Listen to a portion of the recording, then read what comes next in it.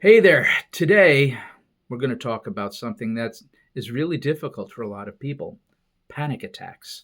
There are few things as debilitating as a panic attack. It can stop you right in your tracks and you'll lose all ability to function. So, I'm going to talk a little bit about how to navigate that, how to manage a panic attack. I might go into a little bit to what's actually happening physiologically, but and the nervous system and so on, and the brain, but not so much. I think what's more important here is that you learn how to navigate a panic attack. I should say this, and these are things that people don't really know, is that as a pastor. Uh, it's very common for people to go to a pastor first or at some point if they're having psychological or emotional issues. In fact, sometimes the pastor is the first place they go to, but eventually that is where they may end up, especially if you have a reputation for counseling people and healing people, as I had developed over time. And so lots of people would be brought to me who were really struggling. In fact, a number of the people that I worked with over the years were people that really the psychological industry. I don't mean to say industry, although there's a part of it that's kind of behaves like an industry. But the psychological realm, therapists, etc. These are people that they had given up on. They just didn't know how to treat them, and so I gained experience in being with and helping people like this. It brings me back to my early days when I was a young Christian, and I had a very good friend who was a guitar player, but he had panic attacks all of the time. And though he was profoundly, exceptionally talented, those panic attacks really killed his career. Um, I've had other people who came and really suffered from profound panic attacks. I didn't experience panic attacks when I was young, but I have experienced panic attacks at a couple of different times when I was older, which is kind of rare, right? Although I do have some trauma and stuff like that in my background, which thank God has been mostly healed in a lot of ways.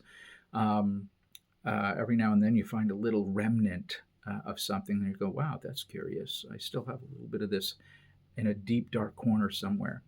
But anyway, yeah, at a particularly stressful period in my time many years ago, business related, I ended up having a panic attack one night, and fortunately, I kind of understood what was happening. I knew that I was having a panic attack, and I also had an idea of how to manage that.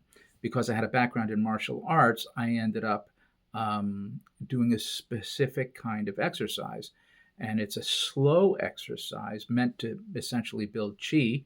And so it's a slicing block forward and then drawing the hand back and kind of scooping away a hand or a fist, right?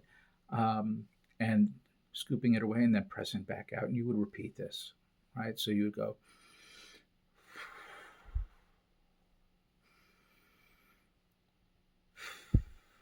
and I taught that to another young person who was really struggling with anger and panic attacks and panic disorder, and it was very helpful. Now, recently, I ended up being in a very high stress situation, something that I didn't anticipate. And lo and behold, I had a panic attack. In fact, I had a couple of them. Um, and I was on vacation, taking a break kind of from this very intense sort of pastoral situation. And I ended up having a panic attack and almost felt like I was going to have a heart attack, but I felt profoundly outside of my body and outside of time. It was the strangest, most intense deja vu moment that I'd ever experienced. But I knew neurologically what was happening. I knew physiologically what was happening. I didn't have any doubt. I didn't stop to think, oh my gosh, I'm losing my mind. I knew that it was temporary. Now, I can only imagine if somebody had that experience and they didn't know those things. They didn't have a background like mine that kind of understood the mechanics and the psychology of what was happening. So I had the tools to deal with this.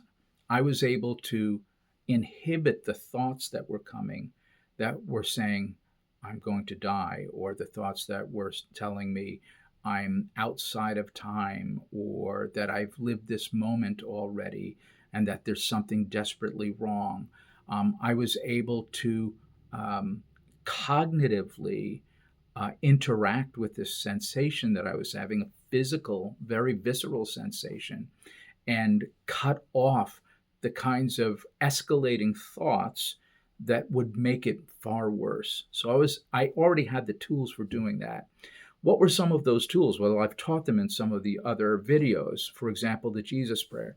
Jesus, Son of God, have mercy upon me, a sinner. Jesus, Son of God, have mercy upon me, a sinner. So I could repeat that over and over again in my mind.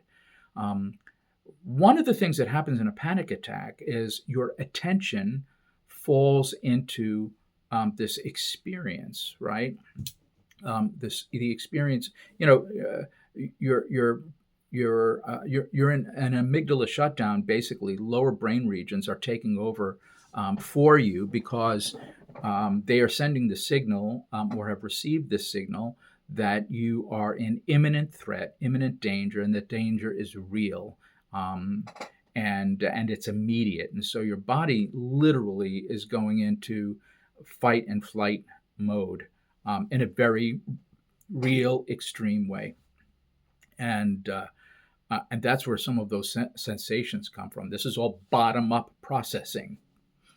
The problem is that most people who have these experiences have very little top down processing available because they haven't practiced that. And so they get easily overwhelmed by the experience. They really don't have the connections from the anterior prefrontal cortex down through the insula to the anterior insula and down into the limbic structures, the amygdala, and so on, to really downregulate the emotional experience.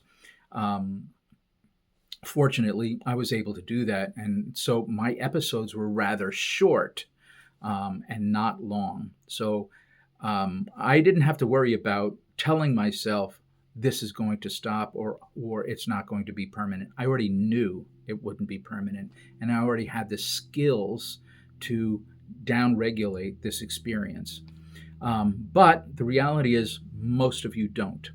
And many of you, if you've been experiencing any kind of distress, life control, what I like to call life controlling behaviors or life controlling experiences, rather than call them, psychological disorders and things like that. The reality is that these become kind of life controlling experiences. And I don't want to stigmatize some of these things, but if you have these things and you have anything like a panic disorder or panic attack, there are things that you could do in advance that will help you navigate the panic disorder or the panic attack. And so we've talked about this in previous episodes. You can learn to pray. And if you don't pray, and if you're not a Christian, the best I can tell you is at least learn to meditate with deep breathing. This activates some of the same kinds of neural networks. Um, uh, However, obviously, when I teach, so basically we're talking about mindfulness and mindfulness practicing. When I teach mindfulness, I'm teaching Christian mindfulness, which has a very different and additional dimension to it, which we would call diakrisis or discernment. We don't want to just sit through the thoughts and watch them go by. What we do is we look at those thoughts. We don't judge ourselves for having them, but we also do judge the thought as being true or not, valuable or useful or not, right? Or helpful or not, right? And if it's not a helpful thought, it's not useful. If it's a harmful thought or sometimes damages us, that is a thought to get kicked out of the arena, so to speak.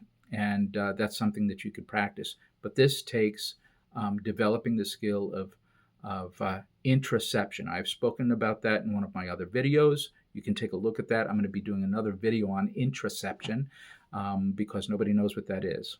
Introception is the skill, developing the skill of scanning across both our thoughts and our bodily sensations, as well as our emotions, all of these things together, and then managing or analyzing these things. So introception, we can for the sake of our conversation, we could call that interoception and introspection, as well as paying attention to emotional affect or what we're experiencing, right?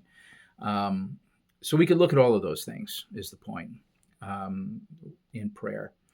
So if we go into a prayerful meditative state and we begin to look at how am I feeling? What am I experiencing right now? Am I at peace? Am I at rest? Or is there some little bit of anxious energy within me?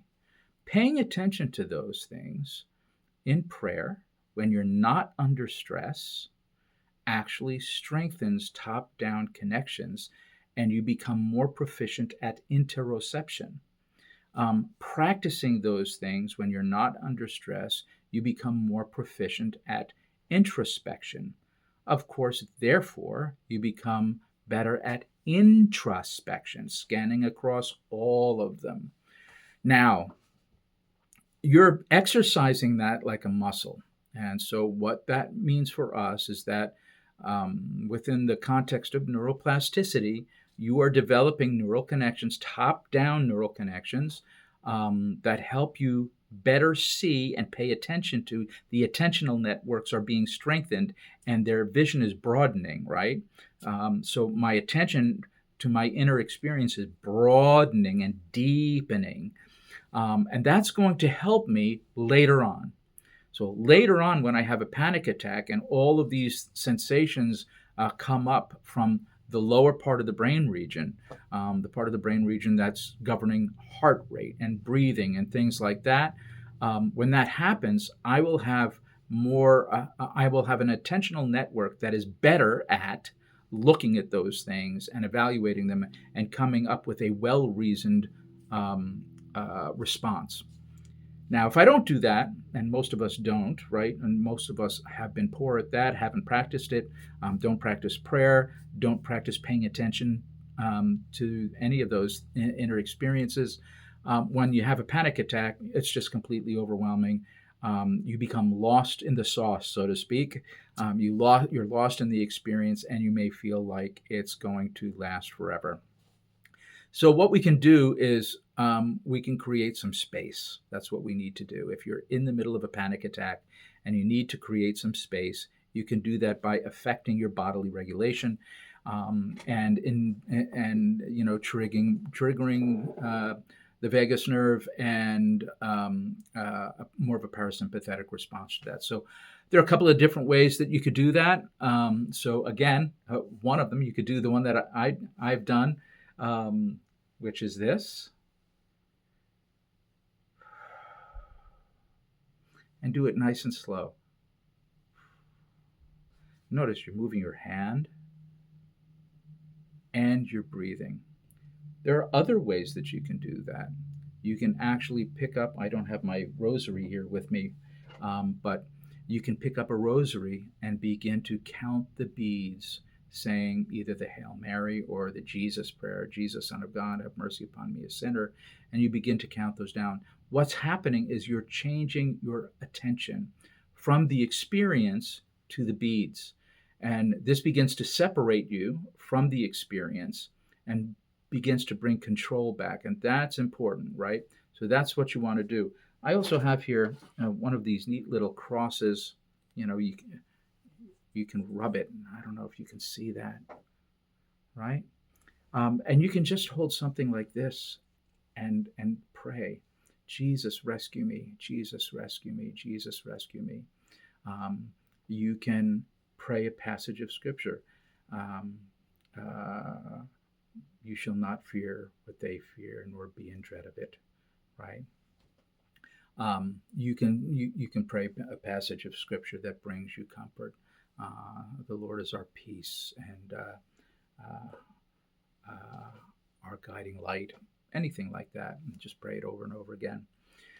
You can also do a palm up, palm down exercise. So, especially as a Christian, you can go and make sure you're moving your hands and lifting it up to heavens, as if you're saying, or you can repeat it while you're saying, even while you're having a panic attack, if you can think of it. God, I offer this up to you. God, I ask that you give me peace. God, I offer this up to you. Lord, please give me peace. Lord, I lift this up to you. God, bring me peace. These are all things that can help you manage a panic attack and create some space. And then when the panic attack is over, it's important for you to go back over it and think about what triggered it, or what may have triggered it, and remind yourself that it was not permanent and that you had tools to use to escape it. This is very important because what you're training now is a path of escape.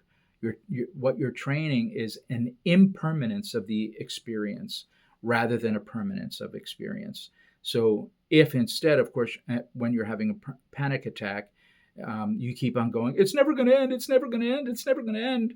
I felt like it went on forever. That's training permanence. You don't want that. So, you have to do the opposite. You have to remind yourself that this was not permanent. I got through this and God helped me through it, and practice some thanksgiving and gratitude in that. I hope this helps you navigate a panic attack. And yeah, see you the next time.